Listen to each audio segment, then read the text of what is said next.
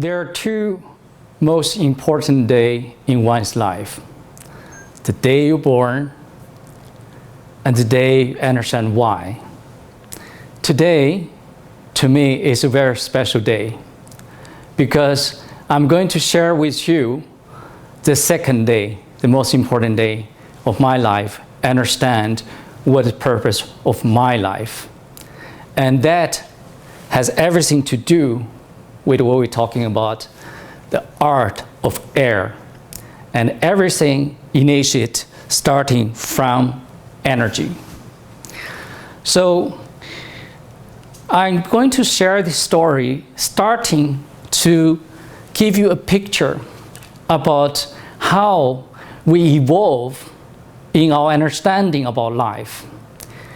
Back to 1932, born at the first very important international conference of light therapy, he gave a talk about life and light. In this talk, he raised up a very important question. Is there a possibility that we already missed the fundamental trace about life before reaching the conclusion using the physical experiment we generate from our, let's say, laboratory? This is a very challenging question. But because of this question, a scientist who was a physicist, he started interested in life. And this German scientist, Dr. Max Doback, eventually, a few decades later, received Nobel Prize win because he discovered DNA structure in 1953 and understood genetic as information science, which inspired the science development to today, we are saying. Now, let's forward to the next person, Otto Barber, who is also a Nobel Prize winner. So he started his journey from this little town in Germany. He started to study life and photosynthesis. And his theory inspired a company starting from the same little town in Germany, developed a technology called Airnergy. And this technology eventually received recognition as innovation of the last century. So this is also the beginning of my story, how I come across with this. But before I start my story, I would like to go back one step. Let's look at what is regarded today as the most important luxury we can have in our life. According to the Washington Post, the list of 10 most important things for one's life. And if we look at the first 3 things, has nothing to do with what we have physically or material-wise. And very important, the first thing is the awakening and the enlightenment of life. And this brings to me the story I want to tell about energy. This technology has started, in my mind, asking this question, why this technology can be considered innovation of the century. And today, I can see with Qi awakening, that is what I come out of. After all these years of research, I create Conscious Health Initiative. And with this, I'm honored to be the first one in history to receive the recognition, the art of air. So this story, we all started with back to 6 years ago, when I started to come across this technology. Because in my profession, I work with translational medicine. I look into innovation and the technology, how they translate the science technology into the practical practice or real life. So this technology gave me a major challenge because all the previous knowledge I learned about medicine, about science, couldn't explain what's going on, why this is simple technology through breathing, and we can see dramatic improvement in all different people, in different conditions, and it receives so many recognitions. So of course, I have to start from fundamental science. From the initial Otto Barber, whose idea inspired this technology, but later on, I move on to another scientist, Albert San Giorgino, who's another Nobel Prize winner. These two giants of scientific people has inspired me to understand something profound. So when we talk about life, very interesting is we go to the Greek philosophy. They say air gives us a soul, life, and consciousness. And if we go to Bible, I see God formed man from dust, from the ground. And he breathed the breath of life into the man's nostril. And the man became a living person. So this is what we can see from ancient wisdom. But what we can see today, leading institutions in the world start looking at control genes with light. And what's even more, epigenetic today, what do we show? The food we swallow, the air we breathe, or even the emotion we receive from our parents have the power to turn on and off our genes. So when we talk about life, we have to go back to origin of life. So with evolution, see, at the beginning, millions of years, there's no human, no animal, because there was no air. So only anaerobic materials that's living. And as the time oxygen concentration reached to like 35%, that's where we see dinosaurs and even bugs are bigger than human. Now, we human come actually at the last to this world in the last so many million years. So very profound for our living is we need oxygen. So the scientific back is also all chronic pain, suffering, and diseases are caused by lack of oxygen at cellular level. And today, all the diseases we can track back to tissue hypoxia. That's including diabetes, cancer, chronic fatigue, and many other health issues. And if you go back to the breathing, we can see the correlation with people with the cancer, with diabetes, with asthma, with all different diseases. So Otto Barber put in a very elegant way 100 years ago. You see, all normal cells have absolute requirement for oxygen, but a cancer cell can live without oxygen, a rule without exception. And any cells, if you derive reduction of their oxygen supply by 35%, you only need 48 hours to make it cancerous cells. What is even more important is the following statement. See, when respiration disappeared, life does not disappear, but the meaning of life disappeared. And what remains are growing machines that destroy the body in which they grow. This is exactly what we're seeing today. And this is what we're talking about, so-called Warburg effect, to be or not to be. When we lack of oxygen at a cellular level, what happens? We cannot have the same aerobic respiration as normally the cells needed in the mitochondrial, so-called generate 34 ATP at mitochondrial. In total, you end up as 36. When you lack of oxygen, what happens? You go to anaerobic exercise, and you generate two ATPs. And this is exactly what's happening in cancer cells and in a lot of conditions. And if you go back to life, it's very interesting. Energy can only convert. You can never create. So transfer energy is very interesting. When you look at the plant take carbon dioxide, and with water, they convert sugar and oxygen.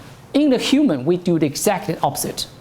We take sugar and oxygen, we convert carbon dioxide and water, and it gives us energy. And if you look at us, what we have today, most of us, we surplus with sugar and lack of oxygen. What ended up, we go to the Barber effect. And that's the profound science behind the breathing. But what else in the air? What is it just oxygen? No. It's so-called water respiration. The base of living status is very important.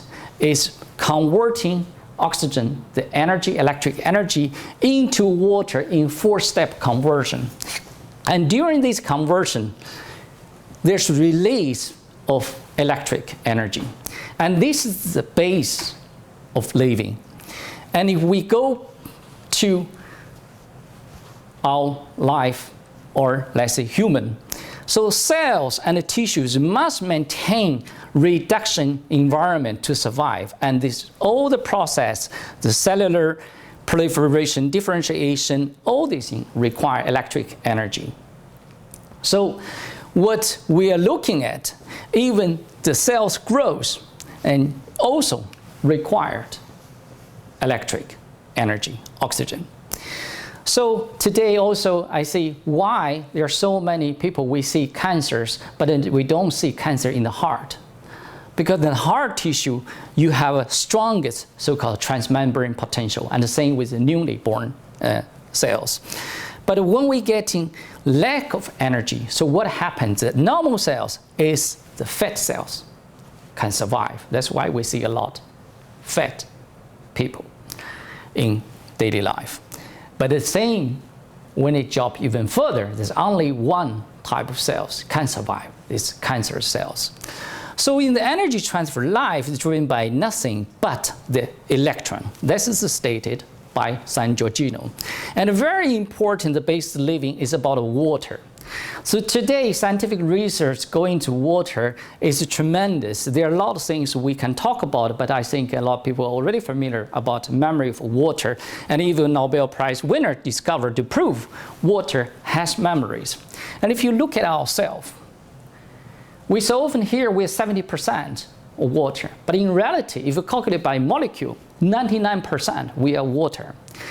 And with the same kind of water, with one, we just expose with extremely low amount of light. What happens? You see the growth of bacteria is incredibly much more than the other. But this difference, if you test with water, you absolutely cannot test the difference with the best technology we are available. So that shows how much water are able to reserve the energy and convert energy. And today also scientifically all proven, water, there's also another status that showing that this water structure is actually H3O2. And this water is so-called easy water, is exactly providing fundamental the life force inside our body and driving our blood flow and give us life support. At the same time, photosynthesis, the light today with scientific development will also show not only we receive light through breathing, through energy through breathing, but also melatonin around our skin also have the ability to convert water directly into oxygen. So it goes back to what we're talking about with energy. What energy has changed? The way we receive energy. First step, when we breathing oxygen inside, as mentioned earlier, oxygen needs to be activated in 4 steps. And that activation today we are doing inside our body, just like you burn fire in your room. you cause smoke, that's so-called inflammation, oxidative stress. So energy, instead of doing this inside your cell, we take this activation outside in the machine, just like what we do with the central heating. And then we do this outside energy activation, but we take the energy back into you through two different ways. One is put energy in the water, and then through breathing. The other way is the light energy directly exposed to your skin. And this triggered energy delivery and also excitation.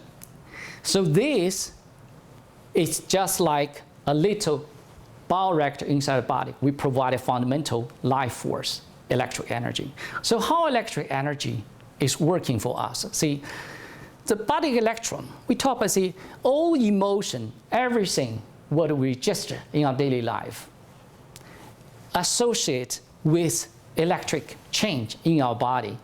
So that's why the breathing is really about the fundamental things, about connecting our body, mind, and soul, and that breathing gives us energy, so-called pranayama, or life force. So this life force sustained us and make us be able to live healthy life. So now I take one step back. So let's go to light. So in the Bible, the Genesis saying, the first thing God created, God says, let there be light. So the light, we see the light as a form, and the light from form is into a form, the status. But if we go to light, what is light? Light is two. One is magnetic wave. One is electric wave. So it's a form, it's a wave. But if we go to the smallest unit of light, which is the photon. And what is photon? Photon has zero rest mass. It's absolutely pure energy. There's nothing inside. So what does it tell us? This is what Buddha said over 2,500 years ago. So formless is form. Emptiness is form. Form is emptiness. So light is also emptiness. Emptiness is light. And this, we've been trying to interpret all in these years in so many different ways, but in reality, it's pure science, which echoes with quantum physics, what are we seeing today. So, in our pursuit about life, you see, starting from even World Health Organization's logo, all associated with the snake, with all different things that we don't recognize. But today, all these pursuit link back to fundamental about life. See, the world we see, only 4% is the normal material we are seeing today. The vast space is full with energy. And that energy, what we see in the dark matter, is the same as what we see in the human nerves.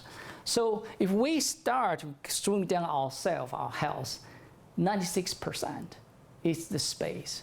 So when we started to talk about evidence-based science, when we look at material, we already lost 96% the truth behind.